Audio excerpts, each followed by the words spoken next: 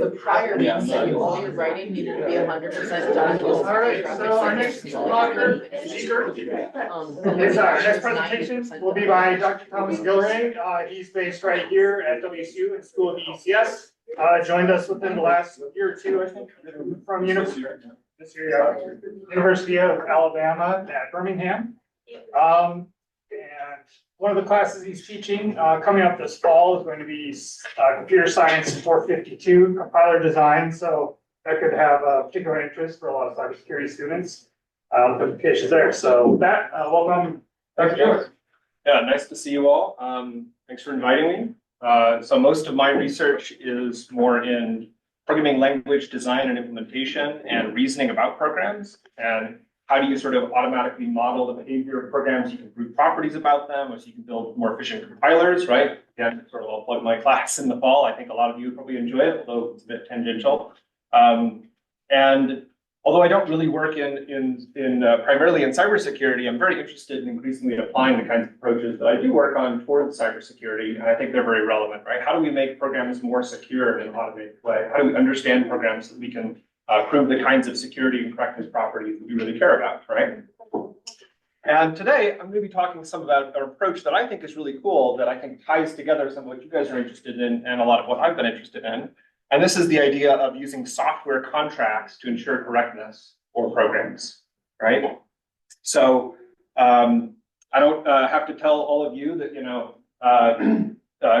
as software becomes more and more ubiquitous, the kinds of security concerns we have in software pervade all areas of our lives, right? From network systems to surgical robotics to airplanes and vehicles. And one interesting thing I note about part is that I had only learned a few years ago is just the sheer number of distinct processors and distinct processes that are going on in the average vehicle these days, right? So the average car actually has several dozen different little CPUs in the vehicle. It's running all sorts of different complex software that have to be absolutely as robust as possible. Luxury vehicles tend to have upwards of 100 different processors. So they're really extremely complex, right? And there was a notable issue with Toyota vehicles about a decade ago. I don't know if you guys had seen the news about this, but basically they were suffering from unintended acceleration issues. You can imagine the big problem, right? And so when this went to court, they hired an external code auditor to kind of look at the code and give expert testimony about what was going on with the code. And he said it was riddled with bugs and spaghetti-like. And I'm sure you're all kind of familiar with code looking like this, right? And how easy it is for code to end up that way. And so one of the reasons I think that this happens in large-scale kind of industrial software projects is this principle that's been called worse is better. The idea of worse is better is basically that in practice, we often have different kinds of concerns that we're dealing with, right? And the incentive structure that's around the development of software often causes us to prioritize the wrong things, right? Instead of caring about making sure that the code is completely correct, we care about things like time to market, Instead of being sure that it can be as maintainable as possible in the future, we care about just making sure that we can get to version 1 right now, And so that kind of is the idea of worse is better. And one way that I like to think about this is by sort of differentiating what we could call firm or discrete concerns in software development from more soft and continuous concerns, right? So which kinds of concerns are discrete or absolute? They have hard boundaries around them. And which kinds of concerns are more a matter of doing as well as we can, right? They're sort of continuous concerns. If you could do a little bit better, that's better. But there's no hard line in the sand where when you cross this line, terrible things happen. So discrete concerns would be things like correctness properties, security, robustness properties. Can the program go wrong and exhibit a certain class of bugs or vulnerabilities or exploits, right? And softer, more continuous concerns would be things like, is the code as simple as we'd like, as elegant as we'd like, as maintainable going into the future as we'd like? What's the time to market? Do we have to push it back a week or 2 weeks, or can we get it out in time? What about performance and optimization, right? If it's 3% slower, that's bad. But if it's 3% slower because now it's actually correct, maybe that's worth it, right? So often we have these sort of competing concerns, some of which are more discrete concerns, and some of which are more continuous concerns. And I think oftentimes worse is better emerges out of kind of accidentally swapping and mixing up these concerns, right? And prioritizing concerns that seem important right now, but are maybe not really the kind of more firm and absolute concerns, the discrete concerns that we would really care about. So probably all of you have seen this term test-driven development, right? And you probably all write code in this way to some degree, right? I know every time I write code, I usually start with some test cases, right?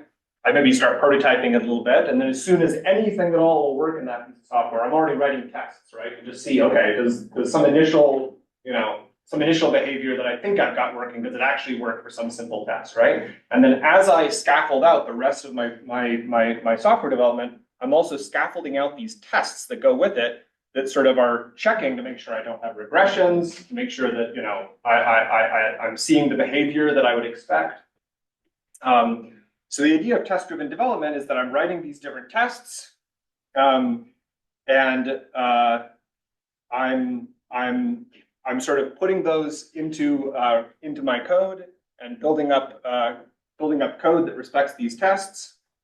And a thing that's important to note is that these tests are really just individual points within the overall space of the correct program behaviors, right? I can't possibly enumerate all the tests that I might care to enumerate. I always have some abstract true program requirements that are sort of more general than the specific tests that I've written, right? These are like the properties that I care about in the abstract, right? Whereas the tests are specific inputs and outputs. And so I think this also kind of speaks to the idea of worse is better, in that no matter how many tests we write, we're never really going to get to a full correctness specification from those tests, right? We're just sort of fleshing out a lot of individual data points. It's giving us an increasingly good sanity check that our code is basically doing what we think it should be doing, right? But tests are an awesome way to rapidly prototype something, right? If you're writing code in practice, you sort of want to just start immediately writing code, rapidly prototyping things, and writing some tests to sanity check as you go along. Another approach might be what we could call specification-driven development, right? So specification-driven development would be, okay, I'm going to write a full abstract mathematical specification for what my code should do on paper. I'm going to prove a bunch of properties about it in a closed form way on paper. And then when I'm completely sure that my code is correct, then I can go and worry about how do I implement this specification, right? And so these are two totally different approaches. And this example here on the left is actually a diagram from Donald Knuth for one of his compilers that he wrote. And people like Knuth and people like Dijkstra and many classic pioneers in computer science were really trying to advance this kind of mentality. And so really the way that programming should be done is writing a full specification on paper and then implementing it. Once you've proven all the properties and you know it's correct, otherwise, what's the point of implementing things, right? But things have really changed since 1959, right? And so now we've got LLMs and vibe coding and this kind of stuff, right? Just put in a prompt and say, give me a skeleton of my code and I'll write a few tests and I'll just start fleshing it out as fast as I can. And maybe in 1 hour, you could have what would have taken somebody 50 hours before, but it's not perfectly correct, right? It's just mostly correct, right? And so I think this is another great illustration of this idea of worse is better, right? Everyone would rather start by rapidly prototyping something that's mostly correct and then try to iterate towards a perfect specification, when really, in some sense, if you really care about correctness, especially for certain kinds of really critical applications, you might want to just stop and write a specification first and then implement it properly, right? But the incentives are never aligned towards doing that. So how do we kind of bridge this gap? Well, I think that's where contracts can come in. So the idea of design by contract is basically that you write your code and you embed in the code pieces of code that represent contracts, little pieces of the specification that you might want to write that tells you what your code should be doing, right?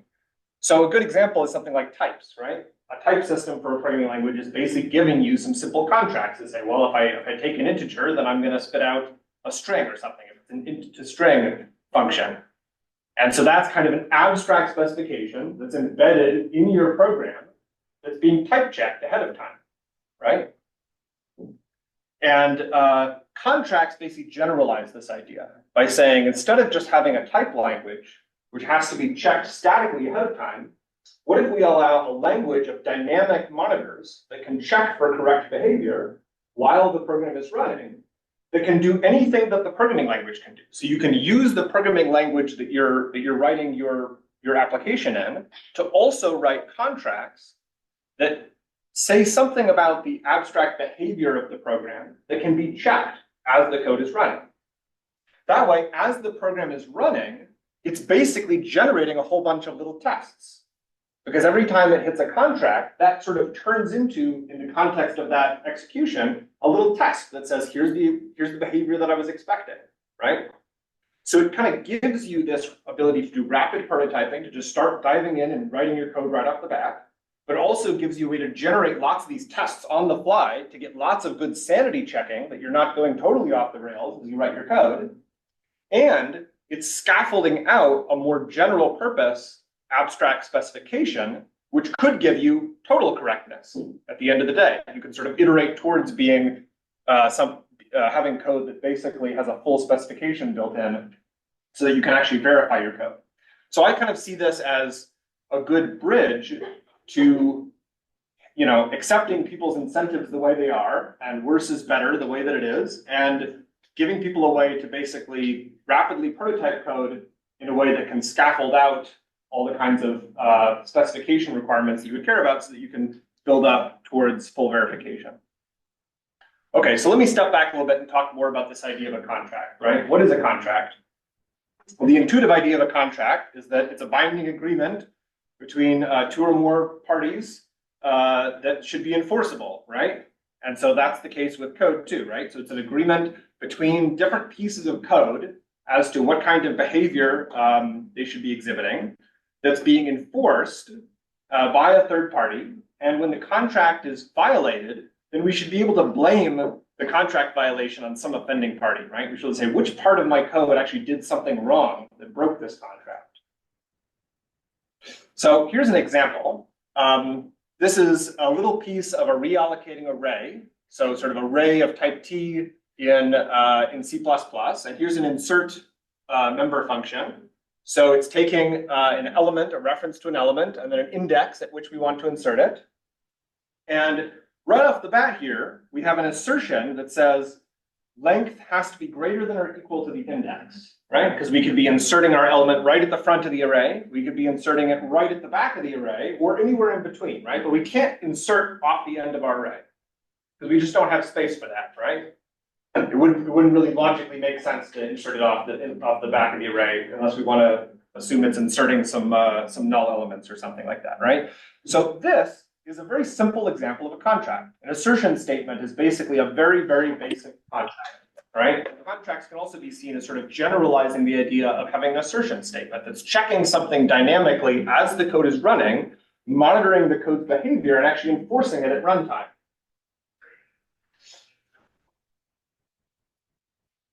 Okay, so this code in the middle here is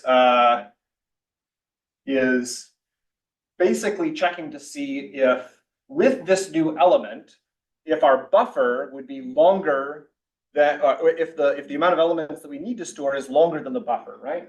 So something like a vector in C++ or a reallocating array like this is going to have some amount of space that's been allocated, right? It's using some portion of that. And when you get the maximum allocated space, it has to increase the overall allocation, maybe doubling it in size or tripling it in size, copy over the elements, and then clean up the old buffer, right?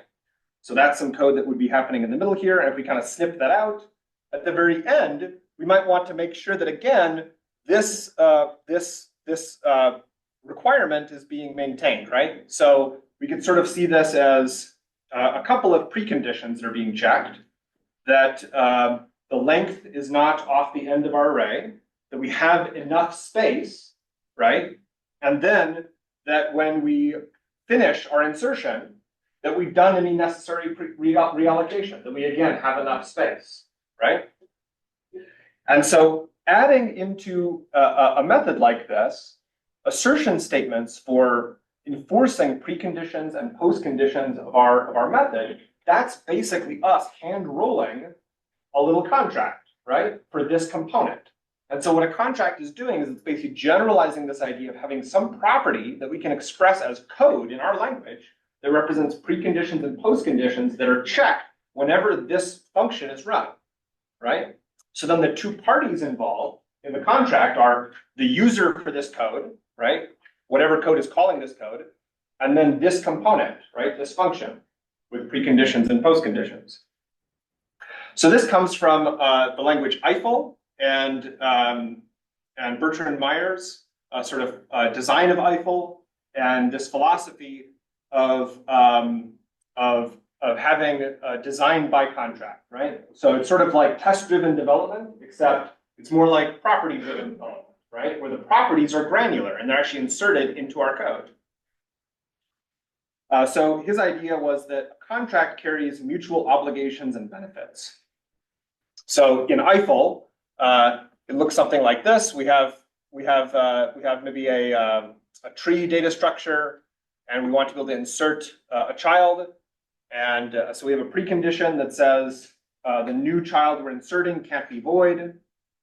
And then we have a postcondition, and these are inserted using require and ensure blocks in Eiffel. And the details of Eiffel as a language don't really matter. I'm just sort of showing you what this looked like in its original context. And the idea was you could write Eiffel code to specify the precondition and postcondition. And every time you run this component, it's dynamically checking those properties, right? So if we want to call this method putChild, then the calling code has to satisfy its obligations, right? And if it satisfies its obligations, then the code provides benefits, and that's basically the postcondition, right? So the client of the code has a requirement. It has to satisfy the input conditions, the preconditions for the component, right? And then if it does, then the code can run. And when the code runs, if the preconditions are satisfied, and if the code runs, then it's this component's responsibility to ensure that the postconditions are satisfied, right? So you can kind of see how blame would be assigned, right? If the precondition isn't satisfied, then the code that called this component is to blame. If the precondition was satisfied, but then the postconditions are not satisfied, well, then this component should be to blame, right? Something went wrong in the insertion algorithm. So if the client breaks the contract, then putChild is not obligated to provide benefits. And so we don't get to run the code. So no code for you. Contracts are a linguistic mechanism that can be implemented a number of different ways, either as a built-in feature of the language or using a source-to-source translation, right? So we have some declarative specifications for these contracts. We've got our code, and then we have some preprocessor that can basically put those together, instrument our code, so that it's now been instrumented with the contract. So when it runs, it's dynamically checking those contracts. Or it could be implemented using a macro system. So here's another example of a contract system. There's contract systems now in basically all mainstream languages. So this is an example in Java using a system called JContract. JContract is a source-to-source translation system that basically takes comments like this, where you can say @pre and @post, and in comments above the function, you can annotate it with little pieces of code that say what preconditions and postconditions need to be checked, right? So here it's a factorial function, and we're just saying, well, if the input is at least 0, then the output should be at least 1. Kind of a very simple, silly contract, but just to sort of illustrate what's going on. And what's happening in JContract is that it's instrumenting the code like this to basically add in those insertions that I showed you before, right? So we can kind of manually add those insertions, but a contract system gives us a nice way to add those insertions, automatically. So it's adding an assertion at the top, and then before each return point, it's adding an assertion as well. And I think here it's giving you this return keyword, right? So you can basically use return as like a variable name. Say this is the value I'm returning, and check that the value you're returning has to be greater than or equal to 1. I do a lot of work in a language called Racket, and Racket has really been pioneering in this space of implementing contracts, and that's really because Racket is it calls itself a language-oriented programming language, right? So there's lots of different paradigms for languages, right? Object-oriented languages, structured languages, functional languages, logical languages. Racket is a language-oriented language, right? What does that mean? Well, basically it means you can use Racket to write new embedded languages within Racket. You can use Racket to extend Racket with new features if you want. And you can basically describe these using little source-to-source translations that are written in Racket, right? So basically, that is to say, it has a very powerful macro system. You can write macros in Racket that can expand Racket code into whatever code you want. So you can rewrite the code in very sophisticated ways, and it'll check hygiene for you and do all sorts of fancy things. And so Racket has a really nice contract system that's been developed using these macros, which is sort of its claim to fame as a language. JavaScript also has a contract system that's been developed. This is contracts.js, and there's a paper, Hygienic Macros for JavaScript, by Tim Disney. And you can also play around with contracts in JavaScript right now if you want. So you can go to contractsjs.org, and it has like a little playground there. You can immediately start playing around with some contracts. So if you want to do that now or just after the talk, you could play around with some contracts in JavaScript. Here's an example of a contract in JavaScript. So we have a function array numtoster, and in array numtoster, we want to check that basically we have an array of numbers, and then we're converting it into an array of strings, right? So I guess right off the bat, we might have assertions that are checking that the input and output are both arrays. But we also want to check that it's an array specifically of numbers that's being turned into an array of strings, right? So if we add that to each of these assertions, then we get this extra code that's actually going through and checking that each of those are numbers or strings. Rather ugly in JavaScript, I think, but anyway, that's kind of how that works. In contracts.js, they have this notation where you can put an at ahead of the function declaration, and then you can basically put in a specification like this to say, well, I have to have a single input, it's got to be an array, everything in the array has to be a number, and then I'm going to have an output, which is an array where everything in the array has to be a string, right? And so then that's going to generate these assertions that I just showed you automatically. What if we made this a little bit more interesting? JavaScript is a functional programming language, right? So we can also parameterize functions with other functions, right? We can pass a function as input to another function, right? So we can parameterize this, for example, with a string formatting function, right? So maybe if we can, as we convert this array of integers to an array of strings, we might want to make it so we can parameterize this by different ways of formatting those integers, right? Maybe we want to be able to say, I want them printed out in hexadecimal or something like that, right? So that would be a different way of parameterizing this function with a different format function. So now the contract turns into, I'm taking an array of numbers and a function that turns numbers into strings, and then that should give me an array of strings. Make sense? So then how do we actually check this? Right? We have to put an assertion at the top of the function.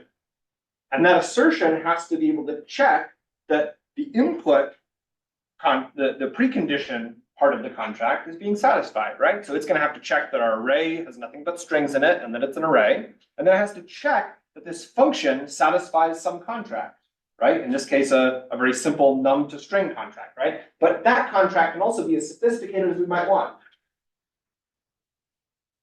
And the tricky thing there is that because contracts are so sophisticated, unlike, say, a simpler type system, you can write arbitrary contracts using the source language, right? In this case, JavaScript. You can write arbitrary JavaScript to implement your contracts. That means we really can't check them ahead of time systematically, right? We have to wait until that component is being run, and then at that point we check it using these assertions, right? So the problem is, until the format function actually runs, we can't know if it's a num to string function, right? Because that's being checked when it runs. So we can't check it right at the top here. So contracts on behavioral values, right, like this first class function, have to be delayed until that behavioral value is actually invoked and used, right? And then we can check to see, did it obey its contract, right? And one of the trickinesses here is that we want to be able to assign blame correctly, right? So let's say I call this function. So here I have my contract, my function without the assertions, because that's being added by my contract. I've got a use of the function, right? And let's say I'm hoping to get a formatted version of this array where I have hexadecimal representations of the numbers, right? But accidentally, I just pass in the identity function or something like that, right? So it's not turning my integers into strings, it's just giving me integers again as output, right? So this is a bad formatting function. So what happens is, it's going to hit an error here on this line where we actually call the format function. So remember what I said about contracts and blame, right? With contracts, there's two parties. There's the code that's calling the component, and then there's the component which has to be able to satisfy ensure its post conditions are satisfied, right? Well, here, it would look like the problem is occurring between the array num2stir function and the format function. Those are the two parties involved in this call to our format function, right? But really, the code to blame is all the way down here, right? So basically, we have to be able to blame this line correctly, and sophisticated contract systems with higher order contracts have to be able to assign blame properly where the failure actually occurred. And so there's a lot of interesting research that went into being able to do this properly. And this is a good reference paper for that. And then if we wanted to check that the lengths were also the same, then we could add that kind of code. Okay, so in a contract system versus something simpler like well, not simpler in all senses, but more restricted like a type system, right? We have some sort of differences. In a software contract, we have the same exact expressivity of the host programming language, right? So anything that we could check dynamically with JavaScript code, say, right, we can implement in our contracts in JavaScript.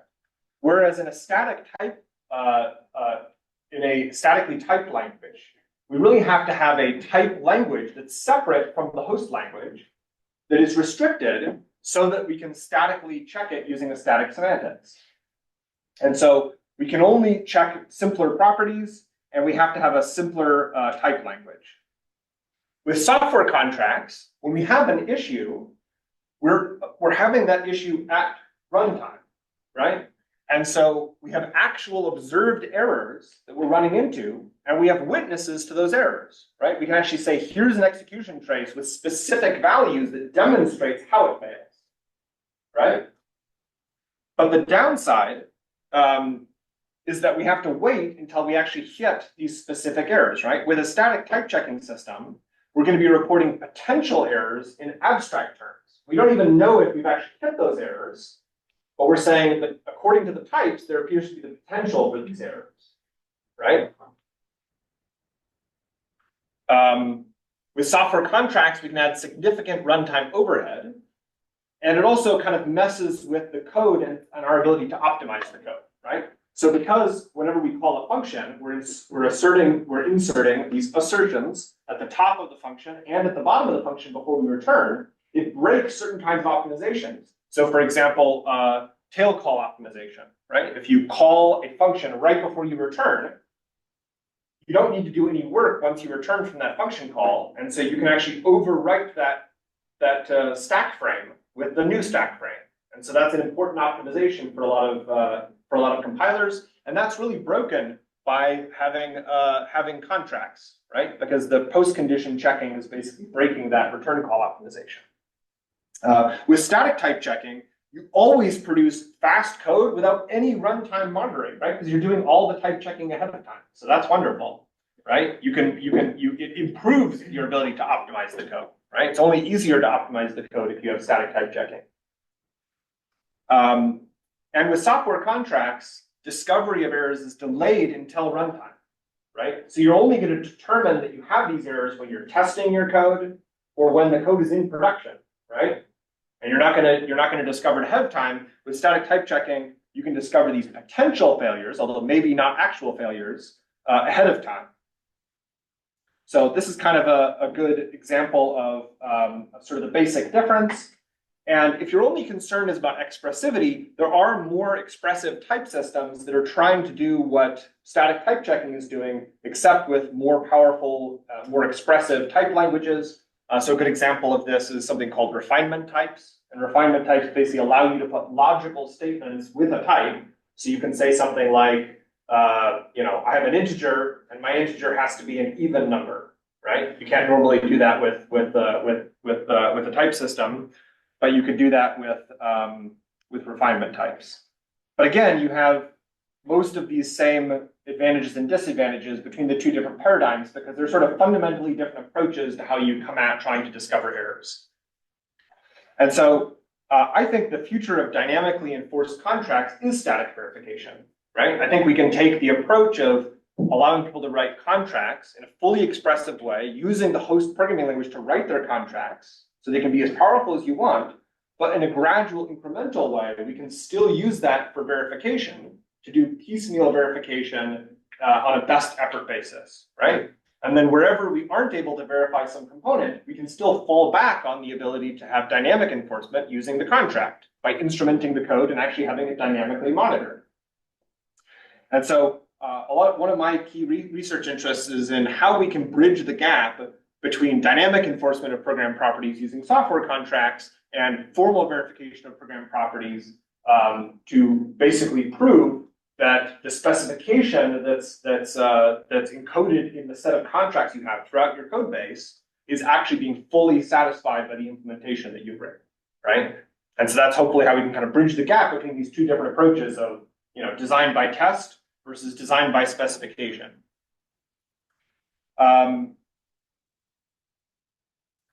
So in doing this, we want to implement program analysis.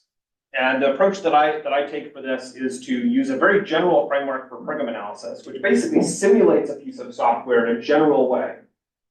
And so to illustrate kind of the difficulty of this, let's consider a snippet of JavaScript code. And we're passing in some function, which is some num-to-num function, g, and we're calling that function g here, but we return on y. And you can see here sort of the difficulty of being able to reason about a piece of code like this, because we don't even know where control is stepping from this call site unless we know what kind of data is flowing to g, right? So based on what kind of first class function is flowing into variable g, we can have different kinds of control flow behavior from here, right? And then those different functions we might be calling have formal parameters, which we're passing the value y into.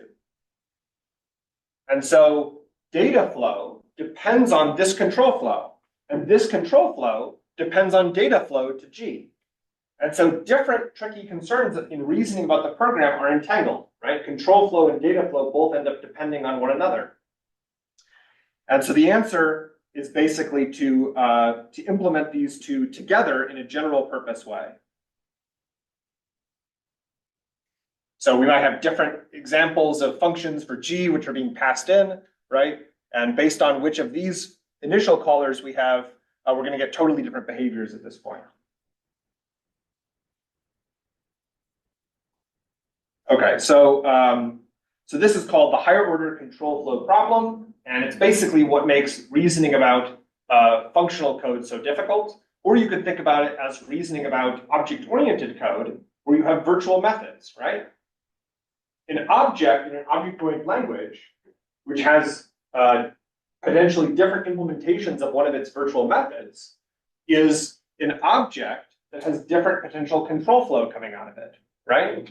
And so calling a method an object like that has the same difficulty in reasoning about what's happening as a first-class function in a functional language, right? Or if we have a language like C and we have function pointers that we're passing around, right? Or modern C++, where we actually have closures.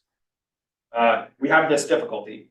So some program analyses make the assumption that we're dealing with simple structured control flow, and that makes it much easier to analyze the program, and you can come up with much more scalable and precise program analyses if you have those restrictions.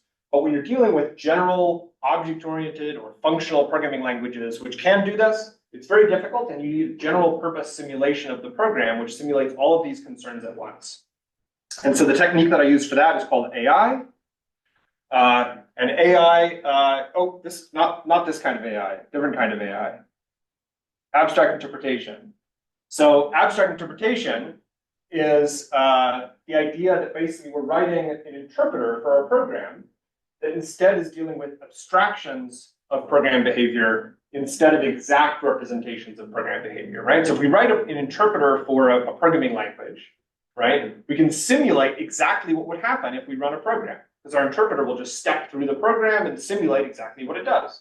So if I plug in concrete inputs, it'll simulate the program precisely and then spit out concrete outputs and tell me what it's doing, right? If it needs to access a database and perform a query and pull some information out of a database, well, it better have access to an actual database where it can do that, right? In an abstract interpretation, we're basically writing something that looks like an interpreter, but it's able to deal with approximate program values, right? So it's able to deal with a program value like int instead of 5, right? Or string instead of hello world, or string of at least length 5 or something instead of hello world, right? And so we can deal with, we can simulate our program using this kind of general theory. So to illustrate kind of what this is doing, I would relate this to normal conversation between people, right? Where we're trying to sort of come up with the right level of abstraction to describe things, right? And human beings are very adept at this, figuring out what is the right level of precision in which to reason about something. So if somebody says, do you know the way? I might say, sure, you take a left just past that tree over there. And if they say, a little poplar just there, then of course I might say, oh no, the tree over there, the one with 51 branches and 8,206 leaves, right? No, I wouldn't do that because that's way too precise, right? Nobody's gonna be able to look and see exactly which tree I mean. I'd prefer to say, I know the large oak tree there, right? And so I'm picking the right level of abstraction to describe the thing that I care about, right? And in abstract interpretation, what you're basically doing is coming up with a way to say, whatever degree of precision that I want to talk about something, I'm able to simulate the program in terms of those different approximations so that I can ensure that my reasoning about the program in terms of those approximations respects what's happening in the original program, right? Sort of a correct simulation of the original program. But it's not really giving me a way to pick the right granularity of precision that I want. And that's one of the big challenges in program analysis, is how do you kind of come up with the right degree of precision to handle the problem that you're dealing with? So in abstract interpretation, it basically construes different kinds of things that we might want to talk about as being a lattice that supports lots of different granularities of precision, right? So at the very top of the lattice, it's basically saying, I don't know anything about this value, right? It could be anything. It encompasses all possible values. At the bottom of the lattice, it's basically saying, I know this value doesn't exist, right? Sort of too precise to even exist. And in between, we have different degrees of precision that we can express, right? So at the very top, I might say, well, this is a thing. Everything is a thing. That doesn't really tell me anything, right? And a little below it, I might have tree. And then below that, I might have large oak tree. And way down here, I have the representation I gave before that's way too precise, right? And the important thing about having a lattice is that I can take meets and joins, right? So that means I can take greatest lower bounds and least upper bounds. So if I have two different approximations, I can say, what would it be, what kind of approximation would I have if I were to conjoin or disjoin these two approximations? If I were to say, okay, it satisfies both of these, or it satisfies either of these, right? And that's a meet or a join on the lattice. And that gives me a fundamental way of moving around on the lattice as well. So the idea is basically that if I can write an interpreter for my programming language, right, or the system that I'm trying to analyze, I can take a program that someone's written and I can inject it into an initial state that sort of models the interpretation of that program.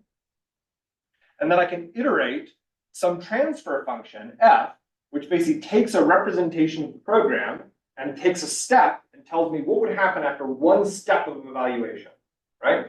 And so basically my concrete interpreter for the program is this f, right? It's taking some representation of what the program is doing and it's just taking one step. And if I iterate that over and over and over, I get a full execution trace, right? And so I can see exactly what the program is doing. So if I wanted to dynamically monitor something, I could use this approach, right? I can implement contracts this way by implementing an interpreter like this, and then taking a step of evaluation where I'm able to introspect on what's going on. And when I hit a contract, I can see, is this execution trace obeying my contract or not?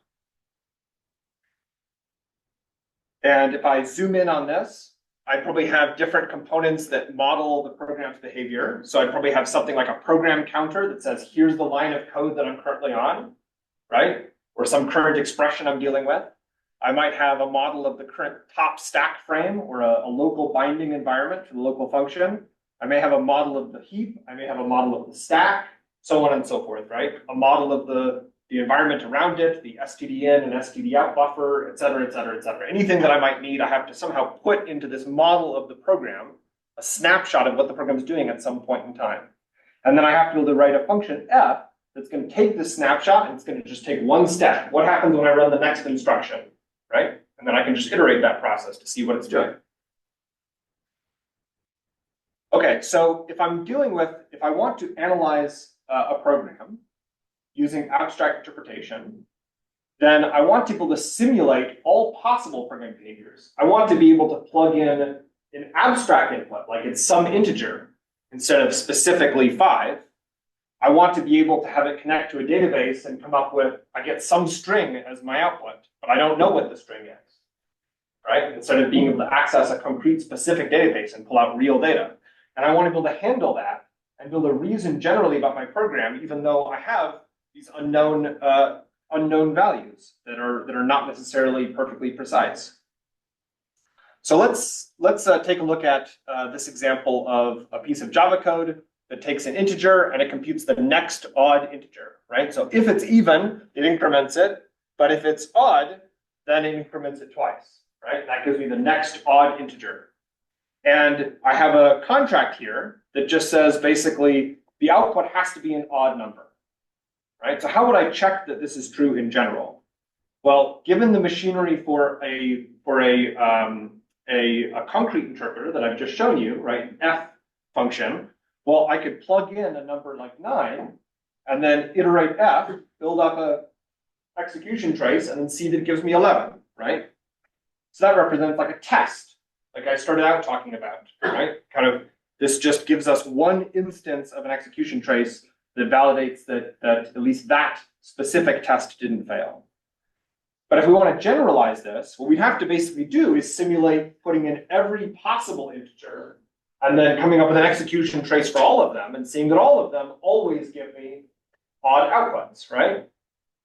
And we can see intuitively that it's doing that, but how would we reason about that in general?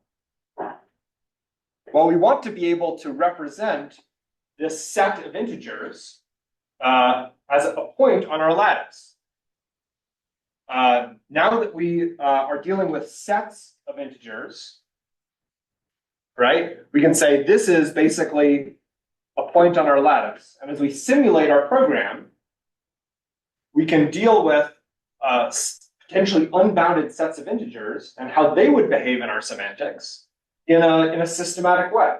It's still not tractable because we can't represent infinite sets, right? All of the sets that represent points near top here have an infinite number of different integers in them, right? So we just can't represent that finitely in memory. But conceptually, this is giving us a framework for how we can do that on paper. And then we can look at how would we actually abstract that and use abstract interpretation to implement this finitely.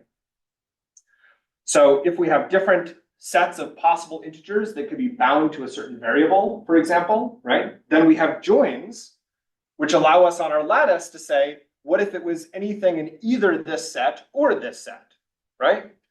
And for sets of integers, a join is just a union of the two sets, right? And so this is just a power set lattice that's ordered by inclusion, right? So one set is larger than another if it contains that set as a subset, right? And we can use joins to move ourselves up the lattice and basically accumulate larger and larger sets of possible integers. And so in this previous example, what we're trying to do is see that if we plug in all possible integers as our input, we can simulate the program and build up an infinite set of all odd integers as the output. And if we could, and we could do that finitely, we'd basically be observing that we could only ever produce an odd number as the output, and that would prove the property that we care about, right?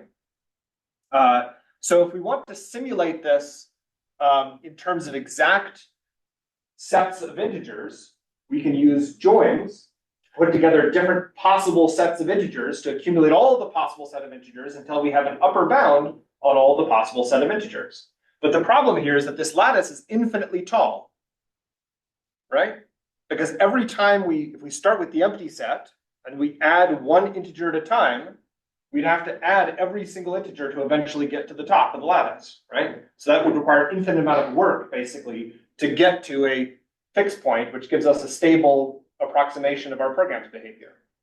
So one thing we can do is just to say, well, we'll voluntarily give up more precision in exchange for having a faster analysis, right? And maybe we're also giving up true precision for our output result by doing that. But at least we can accelerate convergence to some sound over approximation of our program's behavior. So if all we care about is odd numbers and even numbers, well, one thing that a widening operator could do, which is basically just some operator that simulates join, gives you something that's no more precise than a join, is to say every time we see an even integer, add all the even integers to our set. Every time we see an odd integer, add all the odd integers to our set, right? Well, now, the moment we see an odd integer, we add all the odd integers, we jump way up our lattice. We jump an infinite number of steps up our lattice, right? Because we're adding all the odd numbers. And there's an infinite number of them. So all in one go, we're sort of taking a huge jump up our lattice and accelerating our convergence to this fixed point. Same thing with even integers. But in this example, we're never going to accumulate an even integer in our output set. And so the moment we add all the odd integers in, we immediately hit a fixed point, right? But the problem with this is it doesn't really give us a way to represent that. If we were to implement an analysis like that, we would really rather represent these infinite integers, these sets of infinite integers, finitely as some abstraction, like even or odd, right? Really, we're only using a subset of points on our lattice that correspond to having no integers, all the even integers, all the odd integers, or all integers. Those are the only 4 points on our lattice we're actually using if we use that kind of a widening operator. And so we can structurally abstract this lattice to come up with a very simple lattice that's just this simple diamond that just has those 4 points, right? And so that's really the main technique that is employed in abstract interpretation. And so what we do is we take a lattice that allows us to describe correctly what's going on, but that doesn't really give us a computable analysis because it has too many different granularities of precision that we don't care to express. And we abstract out only the granularities of precision that we care about. And we have a simpler lattice that has fewer granularities of precision that can be expressed, but it has the ones that we're interested in. And then we connect these two lattices using something called a Galois connection. And so that is a notion of abstraction, which says for any point on the concrete lattice, what point is the most precise correspondent on the abstract lattice, right? So maybe if our set is 1, 3, right? It has odd integers in it. So we can't use bottom on our abstract lattice. So we'd have to use the set of all possible odd integers, right? So we're immediately losing precision, but it's just because we can't represent that degree of precision on our abstract lattice. And then we have a concretization function, which takes any point and concretizes it. And if we put these two together, they have to form this relationship, which basically just says if I take a round trip and I abstract something and then concretize it, I can maintain my precision or I can lose precision, but I can't gain precision, right? Because if I gained precision, that would kind of mean I'm losing information, right? If I could start with 1,3, abstract it, and then concretize it and get the empty set, well, now my notion of abstraction has fundamentally dropped values, right? So that's unsound. So, so the idea is if I were to abstract some point and then voluntarily give up any amount of precision and then concretize it, I can't then have gained precision with respect to my original point. And so this basically just says the two lattices are in a correspondence that represents abstraction. It represents approximation. And so the idea is that then we can take a concrete interpreter, right? Some mechanics for this F function that I mentioned, right? Some implementation for it. And I can take an abstract specification for how I want to represent the things that I'm dealing with in my program, right? So things like, how do I want to abstract integers? How do I want to abstract functions? How do I want to model strings and other kinds of values in my language? And I can plug these two together and I can come up with an abstract interpreter, right? Which is to say a program analysis that will simulate my program and tell me how it's behaving. And so this approach of taking a concrete interpreter, F, and then adding it, and then composing it basically with a Galois connection, a notion of abstraction or approximation, so for how we can sort of structurally simplify how we represent the values in our program, so that we can reason about what we care about, but in a tractable way. That gives us an abstract interpreter, and that's called the calculational approach to abstract interpretation. And one way to look at it is that the most precise abstract interpreter is the same thing as this composition of concretization, the concrete interpreter, and abstraction. If you were to concretize, simulate the concrete interpreter for all those possible values, and then abstract them again, you can't do any better than that, right?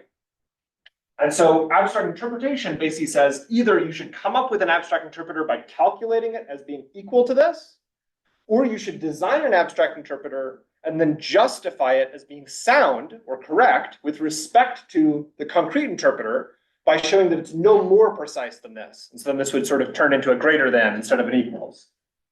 And so those are kind of the two main approaches. So to go back to this example of our next odd function, the idea here is basically that we can reason that if we have some odd number and we add to it some odd number, that's the same as concretizing those two abstractions to sets of all possible odd numbers, considering what would happen if we were to add all possible combinations of two odd numbers. That would give us only even numbers, and then we can abstract again, right? So we concretize, simulate concretely, precisely, then abstract again, and then we get even numbers. And so in a closed form way, we can reason that two odd numbers added together would be an even number, right? And so that's basically calculating an abstract plus. I've just sort of put a hat on the plus symbol to represent abstract plus or approximate plus in terms of these abstractions. We can calculate what that would be in terms of plus and our Galois connection of abstraction and concretization, right? So this is the calculational approach in microcosm, right? Where this plus is our concrete F, right? And this plus with a hat on it is basically our program analysis, our F with a hat on it. So basically the idea is that we do that for the entire interpreter. And we can do that in a nice compositional way, where we do it for all of the parts, and then we build up an abstraction for the overall interpreter.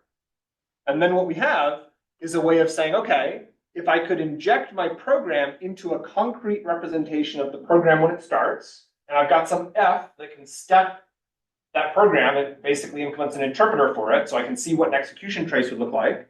I can also abstract that program state to come up with an abstraction for my the starting point for my program, and then I can simulate the program in terms of my F hat, which is now non-deterministic, but produces a closed finite transition graph instead of possibly an infinite number of arbitrarily long and unbounded execution traces, right?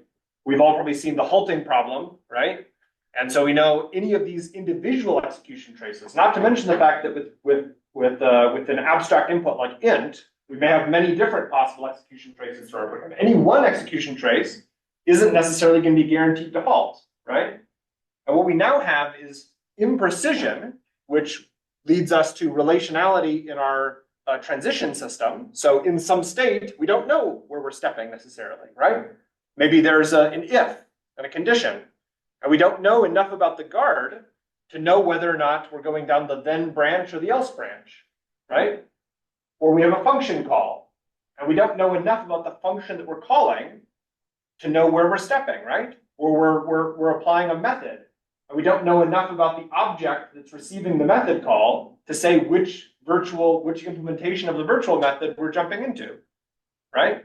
So we have imprecision, but we also have a finite set of possible abstract states that we can explore because we've finitized all of our lattices and made them all finite.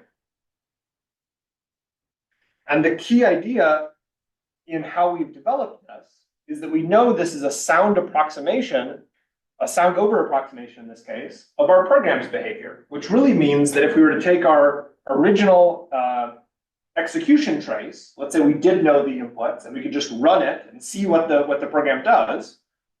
If we were to take this execution trace and line it back up, it would abstract to some particular path through this non-deterministic closed abstract transition graph representing the program's behavior. And so basically each of these little each of these steps in the concrete execution trace and their corresponding step in the abstract transition graph represents a little commutative diagram that illustrates soundness. If we can take a step in the concrete interpreter, that has to be modeled by some step in the abstract interpreter. And so we prove soundness by just showing inductively that this is always the case. So I'll close by kind of pulling this all together and sort of talking a little bit about how would we use this kind of approach to do things like contract verification, which is kind of how I have motivated some of the work that I've been doing in this space. One very interesting technique that collaborators and I have worked on recently is this idea of putting together something called symbolic execution with abstract interpretation. Symbolic execution is the idea that we can represent what's happening in the program using symbolic values, and then we can constrain what must be true about those symbolic values along some path using a formula called a path condition.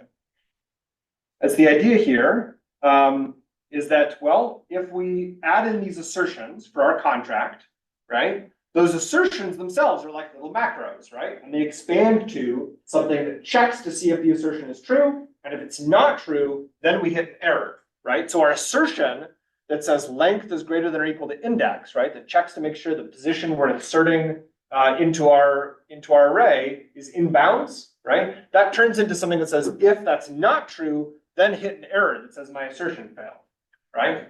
So at this if, I have two different branches I can take. I can either step to the error or I can step past it, right? And so in symbolic execution, what we're doing is we're basically assigning a symbolic value to sort of an arbitrary symbol that we can invent, right? For each of these different variables in our program, each of the different possible actual values. And so if we have a symbol for this, which is say alpha, and the element, which is beta, and index, which is gamma, right? Then here we can say length is greater than or equal to index if we step past it is basically saying alpha dot length must be less than gamma, right? Where gamma is the index we're inserting it into. So sorry, I said if we step past it. If we step into the error, right, then this is true. Alpha dot length has to be less than gamma, right? Gamma, the position that we're inserting at, is greater than the length of the array, right?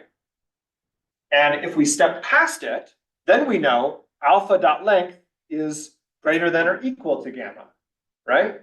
Or the inverse of this, not alpha.length less than gamma, right? So what we do in symbolic execution is just consider either of those as possible. And then we look at what would be true based on our symbolic values down each of those paths. And that becomes something that becomes basically a proposition that we can add into a formula called the path condition. And so the path condition, as you step through the code, accumulates all of these statements in them, right? So each time we go through an if, or we step into a loop, and we see that the guard of a while loop is true, right? That gives us more to our formula, another formula basically, another clause that we can add in conjunctively to our path condition. Say, also this has to be true, and also this has to be true, and also this has to be true. So as we explore paths to our program, we can build up these larger and larger path conditions, which are formulas that state something that must be true about our program down that path.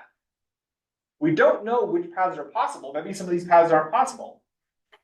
But we're accumulating a path condition that says what must be true down that path if the path is possible. And that path, that path condition, can become a contradiction, right? It can embody a contradiction, making it impossible. And that really means that that path is not possible, right? And so what we can do is we can explore all sorts of different paths in our program and then start throwing them out to an SMT solver, just asking, is this formula satisfiable or not, right?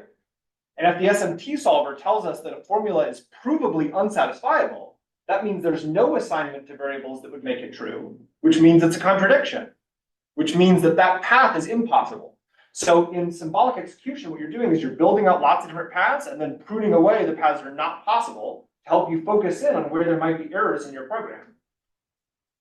And in abstract symbolic execution, what we're doing is we're putting together this idea of abstract interpretation, which lets us build a finite closed over approximate model of program behaviors, abstract paths, each of which represents possibly infinitely many concrete paths. It's over approximating them, right? Just like even over approximated, an infinite number of possible even numbers, right? These abstract paths represent lots of different possible concrete paths. And what we can do is come up with over approximate path conditions that represent what must be true for any of these paths, right? And then if we can throw those out to an SMT solver and show that they're not possible, right? Then we know that that set of abstract paths is infeasible and that none of those concrete paths will ever occur, right? So what we can do is basically build up path conditions for these abstract paths, throw them out to an SMT solver, and then let's say we discover various infeasible paths, right? Various abstract states that are not possible because their path conditions are contradictions. Well, we can basically prune them away and remove them from our model of the program. And now what happens if one of those states represents a contract failure, right? An error that would occur if we had failed some contract. Well, that proves that the contract can never fail, right? So that represents a way to coming up with full verification of contracts ahead of time, right? While allowing those contracts to be extremely expressive, because we don't have to come up with those abstractions ahead of time. We can just build up formulas and then see if those formulas can be proven unsatisfiable by a SAT solver. So that's the kind of approach that I'd like to take putting these together. And I think that kind of gives us a nice bridge to being able to basically take contracts, which in the worst case can be residualized in the compiled program as dynamic monitors that will check at runtime to make sure that those contracts are being satisfied. But in the best case, we can prove that they're impossible statically, and we can remove them from the program. And that kind of gives us the best of both worlds, right? Because we can be as expressive as we want, and in the worst case, we get dynamic monitoring. But also, in many cases, perhaps, we can statically verify them, and we can improve the speed of the program and highlight where there are possible errors ahead of time instead of waiting for them to be discovered at runtime. So So contracts are a linguistic mechanism for embedding these dynamic monitors to enforce program correctness. This gives us kind of a precise runtime bound that defines correct behavior at runtime. Unfortunately, that adds significant runtime overhead and delays error discovery, right? But using abstract symbolic execution, that gives us a best effort basis to verify contracts where failure just means that we can degrade gracefully to runtime monitoring. And we've done some experiments on, I thought maybe I had it on this last slide, but we have some experiments for a set of racket benchmarks. And they're simplified in that we had to remove certain features that are very difficult to reason about, but they do real stuff, right? They're sort of real data structure libraries and standard benchmarks for racket. And for a set of about 8,000 lines of racket code, which had about 50,000 dynamic checks, we were able to prove all but 28 of them were correct. And so you can see maybe that gives you an indication that hopefully, as we expand our ability to implement these techniques on real world programs, that we could eliminate the vast majority of contract failures statically, while still being able to have them enforced dynamically in the worst case. And then also, if there's only 28, that kind of gives us something to focus on in figuring out what's wrong with our program. In that particular study, for example, we discovered that a couple of those represented real bugs, not just our inability to prove the bugs were false. All right, thanks for your time. Do you have any questions? Yeah. Yeah, so how does this approach compare to so how in Y3 or in Daphne, you can basically do contract-based programming, you can specify loop invariants, you can specify preconditions, post-conditions, and all that stuff. How does your approach differ from what those languages have implemented? Because they're calling out SMT solvers, they're calling out C3 and stuff like that. So how does your approach differ? I'm not totally sure, but I think that there are a variety of different SMT-based approaches, and I think the advantage of our approach is that we're able to extract these specifications from code, and that's kind of the main thing that makes them different. So you're able to just write arbitrary code, and then effectively we can kind of extract the SMT formulas that you would need to be able to prove to check that code is correct. And you don't need to have any special user support in kind of writing up proofs that then help you kind of prove it in a special way that would hand that out to the SMT solver. But definitely there are a number of different approaches that are all taking sort of an SMT approach, an SMT-based approach to verification, and they are really very spiritually similar. So I don't think there's a huge difference there, but I think what's really cool and unique about this approach is that we can sort of turn contracts written in the host language automatically into the formula requirements that SMT solver would have to prove to do verification. Yeah, that's a great question. Yep. When you do the abstract analysis, your best case scenario is one path through the program, like with no leaps or nodes or anything, just a straight shot. So you might have that if the program was very, very simple, right? And then you basically could just always do a concrete execution. But in general, any complex code is always going to have lots of different behaviors, right? And so it's not really a bad thing to have branching in your model of the program. It's just that where you would have paths that represent genuine failures of the program in some way, or some behavior that could be exploited, or something that's incorrect, you'd like to be able to exclude those. So the key thing to these kind of red bubbles that I was showing you a few slides before, right? The key thing here isn't just that we're trying to eliminate as many states as possible. The key thing is that some of these unreachable program states might be meaningless, but this one over here represents an unreachable contract failure. And so that's a very meaningful state to be able to prune out, because that helps us to verify that contract. But in general, if these are perfectly benign behaviors, it doesn't really do anything for us to exclude them.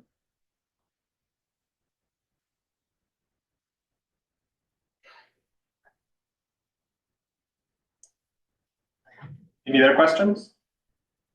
Yes, from a cybersecurity standpoint, on your last slide, one of the statements that really stood out to me, being able to dynamically monitor and enforce program correctness, because a lot of attacks rely on or exploit being able to force incorrect program operations. So is this something that, the way you're talking about it, maybe it could be, it's used, you know, in development, but also maybe in production. And so you have like JavaScript programs, you know, running on the internet or the internet, and using something like this to prevent, you know, maybe faulty inputs like a, you know, SQL injection attack or something, kind of catch those and prevent them or recover from them. Is that a possible application of this?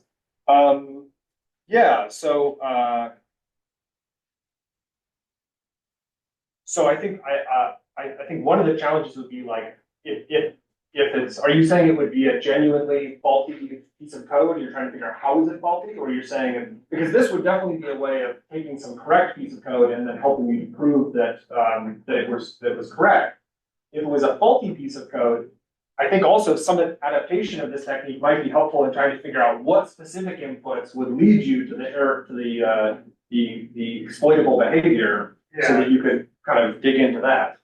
But I think it's a little bit less obvious. Okay. Yeah, that's what I was talking about. Yeah, if you have, because, you know, most of the code out there probably is faulty somewhere or other, maybe some vulnerabilities just haven't been discovered yet.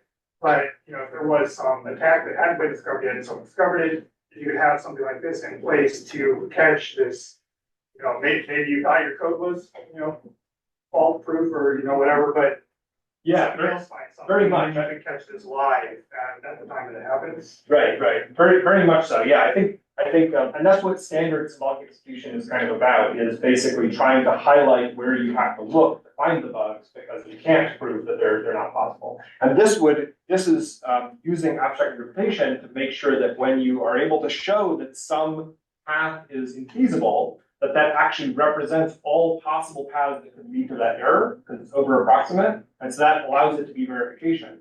But either as standard symbolic execution or abstract symbolic execution, where you still have possible error states that are feasible and do appear feasible, that's a good indication of you might have bugs. And so both those techniques can be useful to sort of highlight where you might have genuine exploits and genuine bugs that you could then dig into.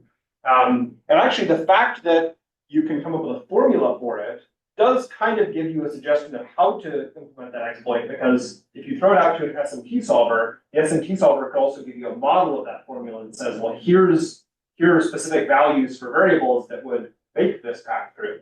And it's not necessarily trivial to take that and turn it into a concrete input for the beginning of the program, but that kind of gives you some indication of how the exploit might work. So you can actually take this and apply it to someone else's software and find vulnerabilities. Yeah.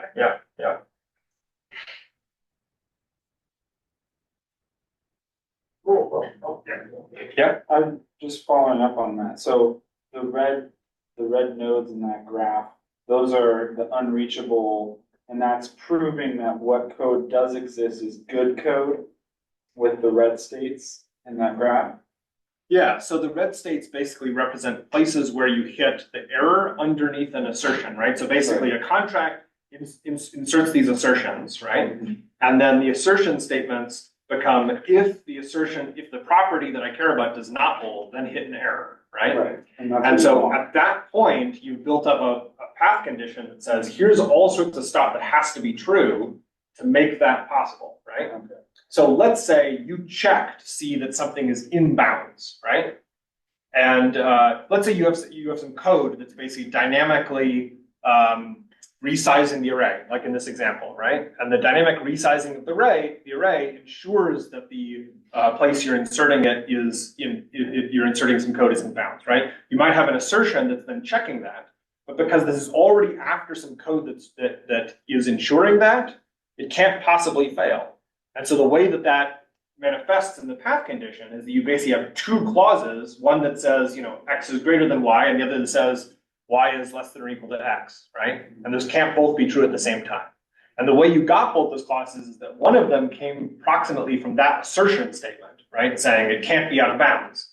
The other one came from some code that ran just before it that ensured that it can't be out of bounds. And so then when you put those together, it turns that path condition into a contradiction that says, this path is just unfeasible, it's not reachable.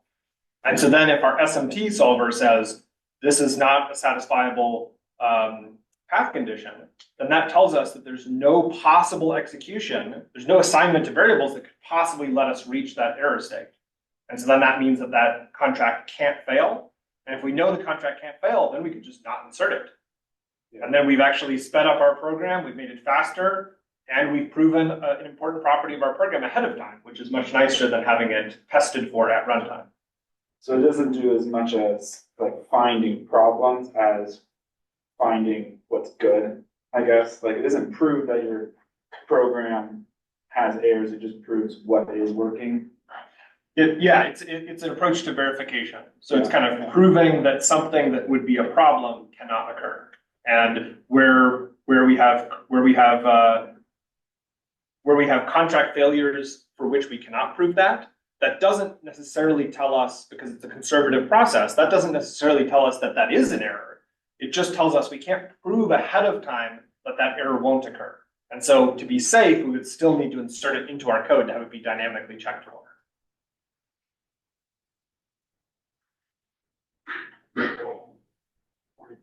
All right, last call for any questions. All right, well, thank you very much, Tom. I think that's more afterwards.